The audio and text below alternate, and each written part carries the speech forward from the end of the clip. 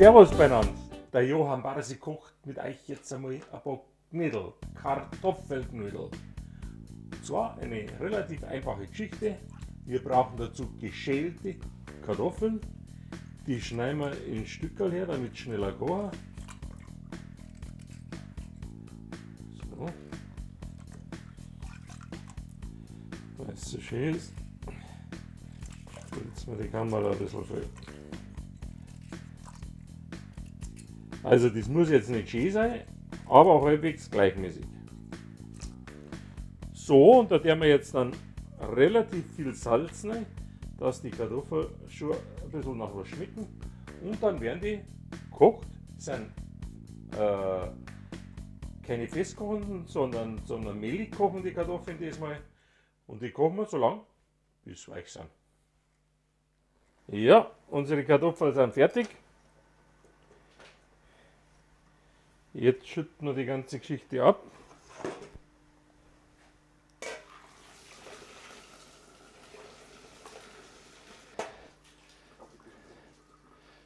Na, die Kohle rein.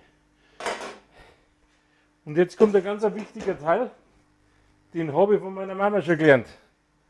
Jetzt müssen die Kartoffeln ausdampfen. Man stellt die nochmal aufs Feuer, auf den Herd und lasst dieses Wasser, dieses Überschüssige, was da noch drin ist, noch wegkochen, bis alles trocken ist. Das ist auch beim Püree ganz wichtig. Wenn man das nicht macht beim Püree, dann ist es so wasserig. Wir wollen es aber nicht wasserig haben. Wir wollen es, dass es nach Sahne, nach Butter schmeckt. Deswegen muss das Wasser, das Überschüssige, zuerst weg.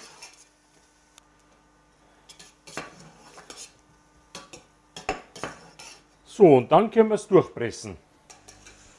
Die Spätzchen. Da haben wir unsere schöne Kartoffelpresse. Man muss daheim keine so große haben. Es geht auch eine kleinere, muss man jetzt 2-3 Mal öfters pressen. Da gibt es so schöne, runde, die kann man auch für Spätzle hernehmen.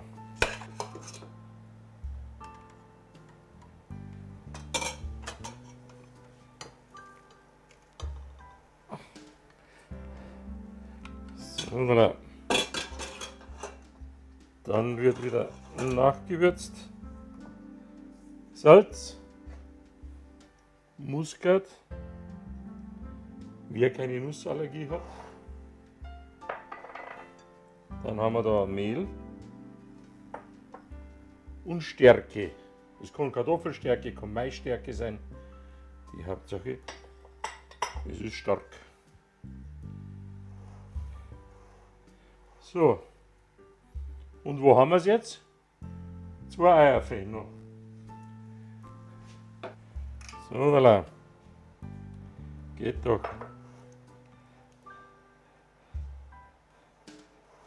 Und wisst ihr was? Das ist heiß da drin. Aber dann bindet es einfach besser.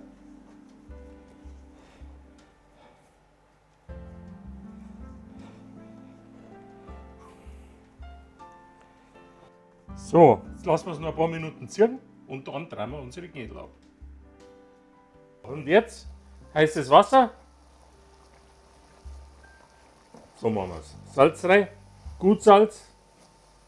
Und jetzt gibt es noch einen kleinen Trick, damit die Knödel nicht, wenn sie ein bisschen halbscheidig sind, auseinanderfallen, Stärke reinrühren.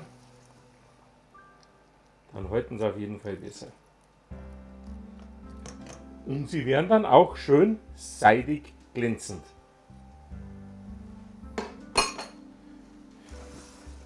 Und jetzt kommt das Knödel dran. Ich mag gern schöne kleine Knödel, sind schneller fertig.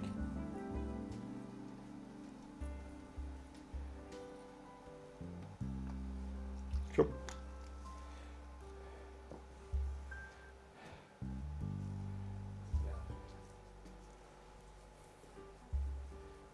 So, voilà.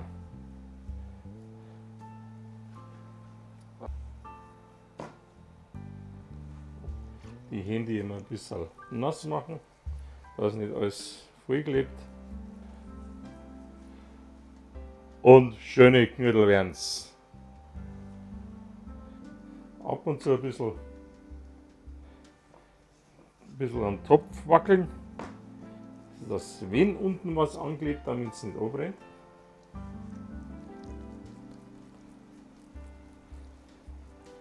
Und ja, nicht sprudeln kochen. Das mögen sie nämlich gar nicht. Nur aufwallen lassen und ziehen. Das mögen sie lieber.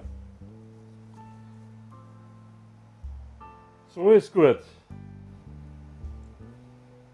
Jetzt müsst ihr euch vorstellen, was das früher für eine Sache war. Da wo man nicht einfach am Schalter drehen hat können, sondern man hat dann mit dem Topf hin und her schieben müssen, wo es ein bisschen härter ist am Ofen, wo es ein bisschen mehr kocht oder ein Scheitel Holz nachschüren. Das war schon große Kochkunst. So am Sonntagvormittag nach der Kirche, alle Achtung. So, und unsere Knödel schwimmen. Aber lasst euch nicht täuschen. Nicht, weil es schwimmen, sind die gleich fertig. Lasst es schön in Ruhe, dass die gescheit durchziehen. Der Papa nach der Werkstatt, der braucht auch zuerst das Cannabis und muss sich ausruhen. So auch die Knödel, dass die innen auch richtig fertig sind. Aber wenn sie fertig sind,